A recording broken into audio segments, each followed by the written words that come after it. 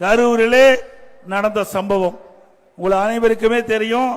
அனைவரும் தொலைக்காட்சியை பார்த்துக் கொண்டிருக்கின்றீர்கள், பத்திரிகையை பார்த்துக் கொண்டிருக்கின்றீர்கள். எவ்வளவு ஒரு கொடூரமான சம்பவம் என்பதை நாம் எண்ணி பார்க்க வேண்டும். இன்றைய ஆட்சியாளர்கள் உரிய முறையிலே பாதுகாப்பு வழங்கப்பட்டிருந்தால் 41 உயிர்கள் இன்றைக்கு காக்கப்பட்டிருக்கலாம். அதற்கு சரியான பாதுகாப்பு இல்லாத காரணத்தினாலே நம்முடைய தமிழ்நாட்டு மக்கள் என்று திரு ஸ்டாலின் அவர்கள் குறிப்பிடுகிறார், தமிழ் மக்கள் என்று குறிப்பிடுகிறார். அப்படி தமிழ் மக்கள் 41 பேர், பெண்கள் குழந்தைகள் உட்பட 41 பேர் இறந்ததற்கு காரணம் யாரு? யாருங்க? இது மக்கள் சொல்லுகின்ற குரல். திரு ஸ்டாலின் அவர்களே, மக்கள் கொடுக்கின்ற குரல்.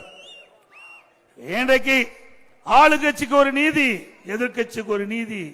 சரியா? ஸ்டாலின் ஏற்கனவே சொன்னார், தமிழகத்தை தலைகுனிய விடமாட்டேன் என்று சொன்னார்.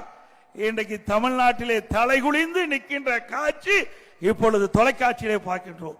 இன்னைக்கு நாடே அதிர்ந்து போய்விட்டது. தமிழ்நாடு மட்டுமல்ல, இந்திய நாடே அதிர்ந்து போய்விட்டது.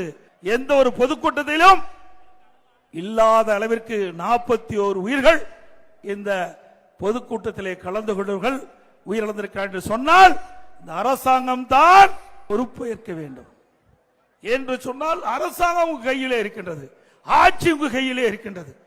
ஆட்சியாளரை தான் பார்த்து கேட்க முடியும். அப்படித்தானே கேட்க முடியும்.